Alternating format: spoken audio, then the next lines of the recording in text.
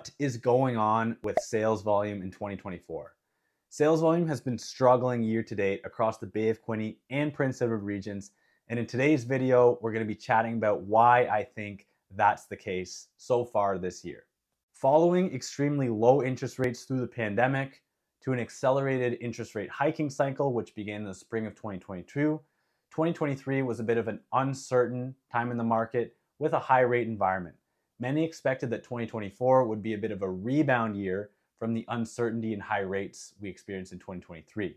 That has not been the case so far in 2024 over these first 6 months, with sales volume being down substantially in Belleville and Prince Edward County, and to a lesser extent, Quinte West. Year to date, Belleville has experienced a 26.1% decline in sales volume. Prince Edward County has followed a similar trend with a 27.7% decrease in sales volume.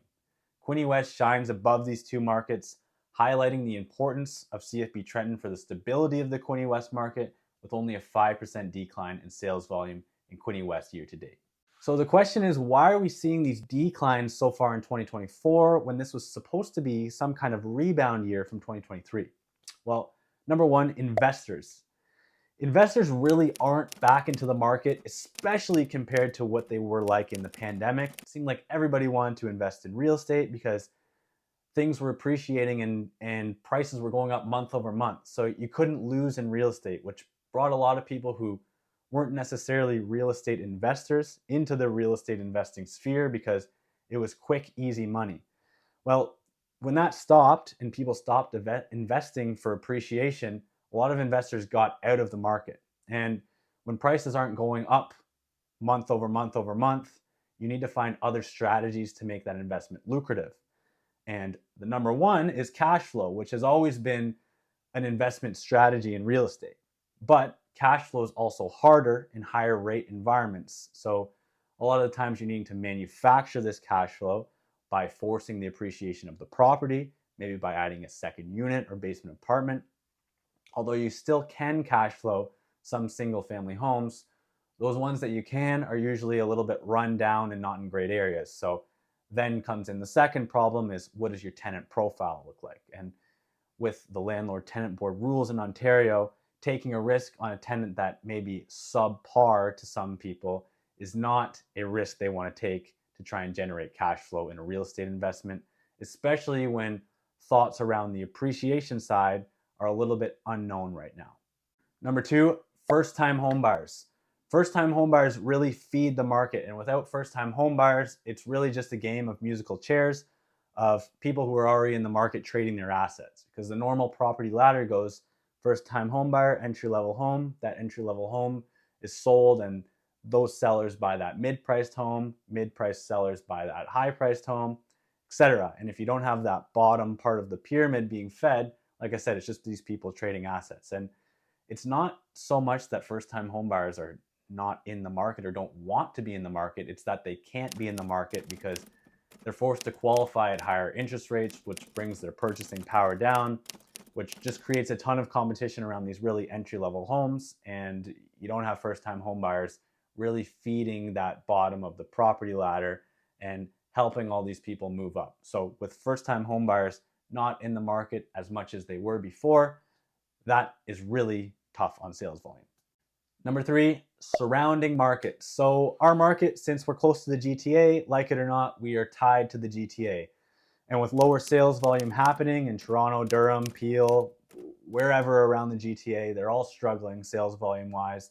That affects us because that buyer of a home here, if they can't sell their property somewhere else, they're not coming here. So we're dependent on surrounding markets because we do have a lot of inbound migration, people moving east from the GTA. Number four, uncertainty around moving. So like it or not, moving is hard and moving is stressful. And when there's more factors and more uncertainty around it, the decision just gets a little bit harder for that person who wants to move or person who wants to sell. Because before, if we're talking about during pandemic times, for instance, although it was a stressful situation, it was compressed into a short period of time. And you could buy a home knowing that yours is going to sell in a week and it would be done with. Whereas now, you don't know how long your home's going to be on the market. You don't know if it will actually sell, although good homes are still selling, as I've said before in many videos. It just makes the process a little bit longer and drawn out. And a lot of people are just saying, it's not worth it. I'm just going to wait for more certainty. I'm just going to wait until the market picks back up, because even though I'm going to pay more for my house, I'm also going to sell my house for more, and it may be an expedited process. Number 5 and final, and the most important, is market sentiment. When there's uncertainty in the market, people pause and don't make any moves until there's more certainty. So with the media around market crashing, all these people up for mortgage renewal, these power of sales, investors defaulting, although it's such a small population and small real pockets that are actually affected by this across Canada, it's still in the news and people still see it, and uncertainty breeds no action. So once there's more certainty in the market, we're likely to see sales volume pick up, but when that certainty comes along is still to be determined. Moral of the story is sales volume over the first and second quarter of 2024 is low, and there is some pent-up demand in the market. The question is, when does it come? And the answer is, I don't know, and nobody knows. It could be over the third and fourth quarter of 2024, especially if we see rate decreases in July and September. It could be 2025, it could be 2026. But there is pent-up demand in the market and uncertainty in the market, and not just in the housing market, around the economy, around politics, around everything.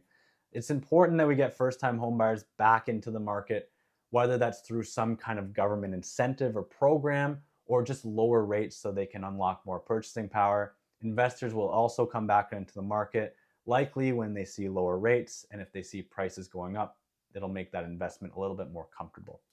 So that's it for this week's video. Hopefully you guys found this informative, and stay tuned next week for a new video.